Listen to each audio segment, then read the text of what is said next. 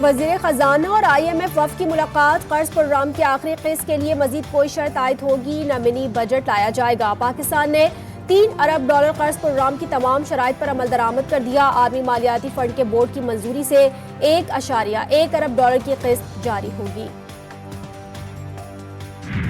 آپ کی جماعت ماضی میں جو ان الیکٹڈ وزیر خزانہ ہوتے تھے ان کو مرسنریز بولتے تھے، اب اورنگزیب صاحب کے آنے پہ آپ کیا کہتے ہیں؟ یہ تو آپ کا نمائندہ ہی نہیں ہے۔ نہیں دیکھیے، اس میں آپ تھوڑا انتظار کیجیے، ابھی کچھ عرصے کے بعد پھر آپ کا اگر اعتراض برقرار رہے گا تو پھر میں جواب دوں گا۔ تبدیلی آ سکتی ہے۔ جی جی۔ وزیر خزانہ کی تبدیلی بھی ممکن، احسن اقبال نے دل کی بات کہہ دی۔ صحافیوں نے پوچھا غیر منتخب وزیر خزانہ کو قلمدان کیوں سونپا، کیا تبدیلی آ سکتی ہے؟ وفاقی وزیر نے جواب دیا، جی بالکل تبدیلی آ سکتی ہے۔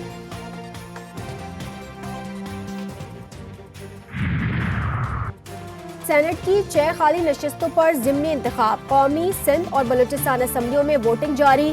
اسلام آباد کی 1، سندھ کی 2 اور بلوچستان کی 3 نشستوں پر مقابلہ۔ اسلام آباد کی نشست پر سنی اتحاد کونسل کے الیاس مہربان اور پیپلز پارٹی کی یوسف رضا گیلانی مد مقابل۔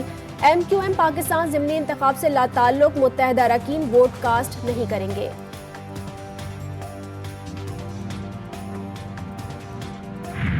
اگر فارم 45 کے تحت حقیقی نمائندوں سے ووٹ دیے جاتے ہیں تو بالکل ہم جیتیں گے۔ الیکشن کمیشن کی جہاں تک بات ہے، وہ تو ظلم اور زیادتی کی ایک داستان ہے، اور اس میں آپ دیکھیں اسپیشل سیٹ پہ جو کچھ کیا گیا ہے ہمارے ساتھ۔ آئین کی حکمرانی کی جنگ جاری رہے گی، اگر آج حقیقی نمائندوں نے ووٹ دیا تو کامیابی ہماری ہوگی۔ سنی اتحاد کونسل کے امیدوار چودھری الیاس مہربان کہتے ہیں کہ ایک جانبدار الیکشن کمیشن کے فیصلے ہم پر آج بھی مسلط ہیں۔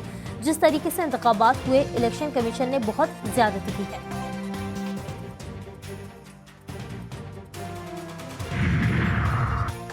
صوبائی وزیر سعید غنی کا کہنا ہے کہ علی امین گنڈا پور کو بہت پہلے وزیر اعظم سے ملنا چاہیے تھا، اگر وہ لڑائی کرتے رہیں گے تو KP کے عوام کا نقصان ہوگا۔ اگر اگلے سینٹ کے الیکشن میں پیپلز پارٹی سندھ سے 12 میں سے 11 نشستیں حاصل کر لے گی۔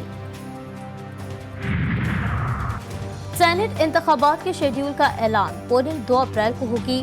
امیدوار اپنے کاغذات نامزدگی 15 اپریل اور 16 مارچ کو ریٹرننگ افسر کے پاس جمع کروا سکتے ہیں۔ ابتدائی فہرست 17 مارچ، جانچ پڑتال 19 مارچ کو کی جائے گی۔ ووٹنگ کا عمل صبح 9 بجے سے لے کر 4 بجے تک جاری رہے گا۔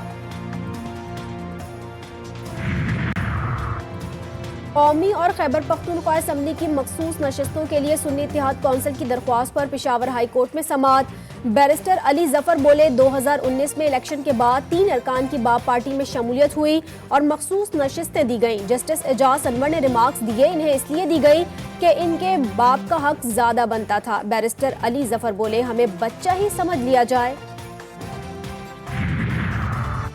چیئرمین ارسا کی تعیناتی پر سندھ حکومت کا سخت رد عمل، وفاق نے گھٹنے ٹیک دیے۔ وزیر اعظم شہباز شریف کا نوٹس، وزیر اعلیٰ سندھ سے رابطہ کر کے نوٹیفیکیشن واپس لینے کی یقین دہانی کرا دی۔ وزیر اعظم نے وزیر اعلیٰ سندھ اور محکمہ آبپاشی سندھ کے موقف کو مان لیا۔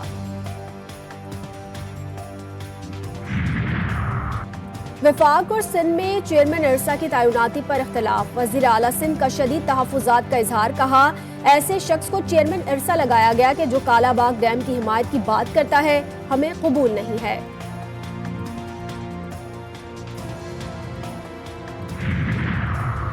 وفاقی وزیر داخلہ محسن نقوی کی ڈپلومیٹک انکلیو آمد، سعودی سفیر نواف بن سعید احمد المالکی سے ملاقات، وزارت داخلہ سنبھالنے پر محسن نقوی کو مبارکباد، باہمی دلچسپی کے امور، دو طرفہ تعلقات کے فروغ اور مختلف شعبوں میں تعاون بڑھانے پر تبادلہ خیال۔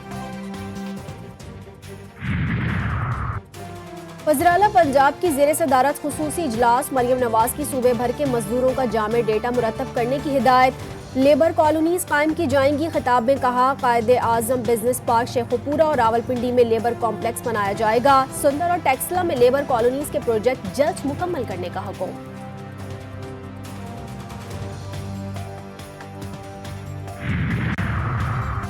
نارتھ ناظم آباد کے کمسن بہن بھائی کراچی کی عدالت میں پیش، ایان اور انابیہ کو پیپلز پارٹی کے رہنما فیضان نواز ساتھ لے کر آئے، والد بھی پہنچ گئے، بچوں کی حوالگی کے لیے درخواست دائر کریں گے۔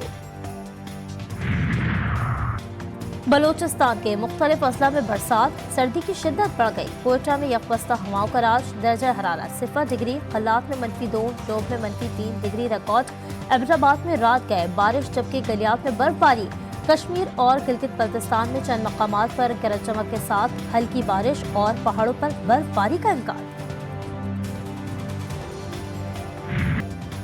गजा में इसराइली जारहियत सिहोनी फौज की इमदाद के लिए कतार में खड़े अफराद पर गोलियों की बौछार, 6 फलस्तीनी शहीद, 80 से ज़ायद जख्मी हो गए।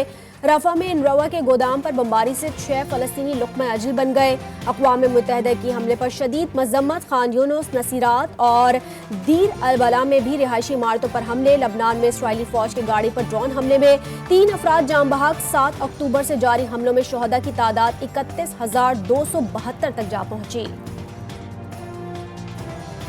हिज़्बुल्लाह के सरबराह हसन नसरुल्लाह ने कहा है कि अगर हमास को शिकस्त हो गई तो इसराइल किससे मुज़ाकरात कर रहा है। अगर आप रफा जाएं तो भी आप जंग हार चुके हैं। तमाम कत्लेआम के बावजूद गजा के लोग आपके सामने हथियार नहीं डालेंगे। गजा के लोग अब भी मुज़ाहमत को कबूल कर रहे हैं। अमरीका भर में गजा जंग के खिलाफ मुजाहरों का सिलसिला जारी। अमरीकी रियासत सैन फ्रांसिस्को में फलस्तीनी परचम उठाए मुजाहरीन ने एयरपोर्ट का कुछ हिस्सा बंद कर दिया। मुजाहिरीन का इसराइल को असलहे की फराहमी पर एहतजाज, गजा में जंग बंदी और आज़ाद फलस्तीन के नारे।